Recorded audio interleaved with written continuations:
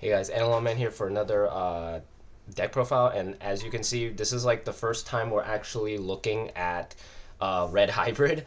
I've basically skipped over this deck since its inception, basically, because the deck was kind of like pretty standard, so I never really played it that much, especially because my friend specifically would be the one to basically main Red Hybrid for most of its initial release, and then later on, basically everybody started playing it, especially once we got the support in BT12. So I kind of just held off on even making a profile for it because I just thought at that point there's not really a point to do it because everybody's already covered everything.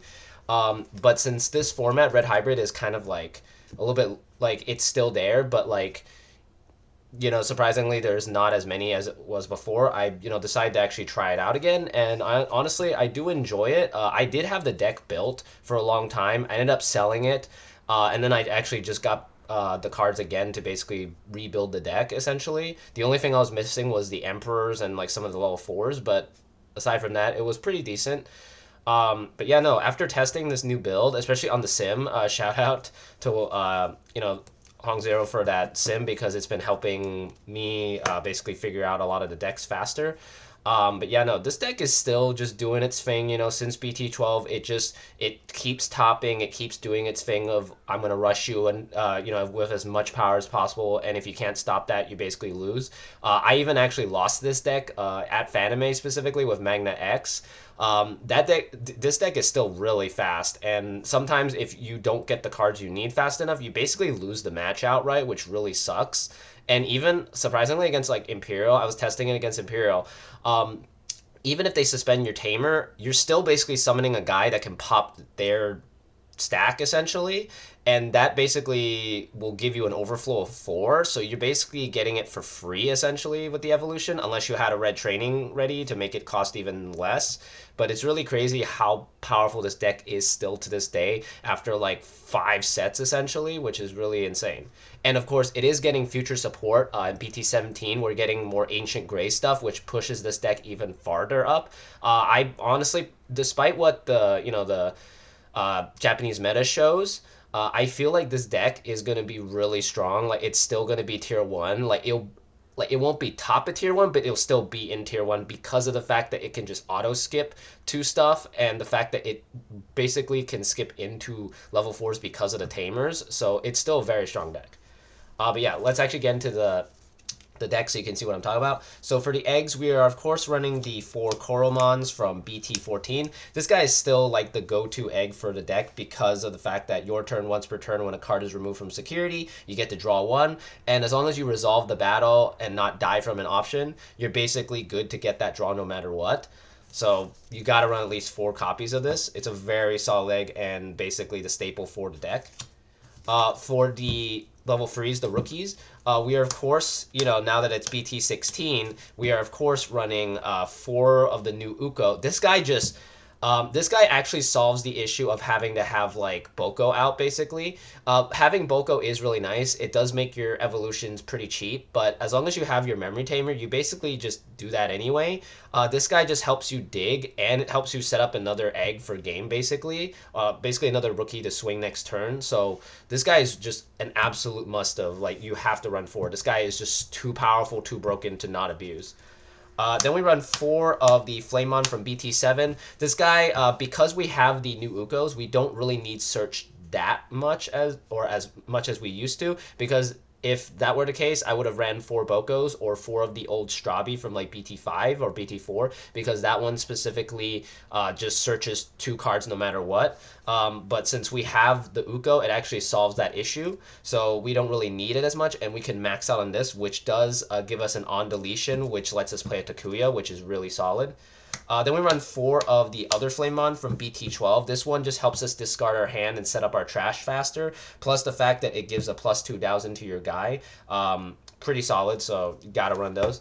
That's basically all the eggs or all the level threes that we run. As you can see, it's kind of simple because we're just running 4 of everything, but sometimes simplicity makes things a little bit more efficient, which is what this deck wants to go for because it's basically there to turbo, punch you, and do as much damage and go for game. So, yeah. For level 4s, we are of course running the 4 Agunimons from BT12. This guy's still way better than the original, mainly because on deletion you get to play Flamemon for free, suspended, and it helps you search. And of course, on deletion you get to play a Takuya for its inherit, so really solid. Then we run 4 of the Burning Gray from the same set as well because it gives us that plus 2,000, which in conjunction with the boost from Alderman will give you plus 6,000, and that's not even counting the inherit, so you're basically getting plus 8,000 when swinging on your turn, which is really solid. Then we run 3 of the old Burning Greymon from BT7 because this does help us remove rookies that might be blocking us from basically gaining memory or something like that. Plus, of course, it does help us remove small issues, like especially with Numamon, them being so weak. This basically pops them before they can go into Numa X, so you gotta run at least 3 copies of this. And yeah, that's basically all level 4s. For level 5s, we only run 1, and we run it at 3 copies, 3 Aldemons. Alderman is just really, really strong. The fact that he can just negate options is the main reason why you wait until you can go into Emperor to swing, because then you just go, oh, I'm just going to casually check with Atomic Inferno for like 4 checks, no options, and he's like 20,000, so basically nothing can touch him at that point. So pretty strong. But yeah, we run the 3. For level 6, we only run 1, but we run 2 versions of him. We run 4 copies of the Emperor Grave from BT12 because this guy, upon when digivolving, it gets to delete something that has the same amount of DP, or yeah, basically, if you have a tamer underneath this guy, you get to delete something that is equal to its DP or less. And then on deletion, you just play a Takuya and you get to do it again anyway. So pretty solid. You have to run 4 of this guy. Then the one of is the Emperor Grave from BT7 specifically. This one is just there for the blitz because if your opponent basically if you already swung all your guys but you still have a tamer, you just especially if it's the warp Takuya, you go, oh sorry, I'm gonna warp and blitz for game. So that does help you because sometimes you do want the blitz, and of course if they try to block it, you do gain 3 memory out of it, or a memory equal to the amount of hybrids in its traits. So if you do the warp, you're going to be gaining 5 memory back, and you can evolve into the level 7 that we run to basically go for game at that point. And speaking of that, for level 7, we only run 1, and that's the Omnimon. The Blitz one specifically, this guy is still the go-to for level 7 for this deck because your main goal, as I keep mentioning, is to rush them and hit them as hard as possible for game. And yeah, that's basically all the Digimon in the deck. The rest are options, so let's get through those.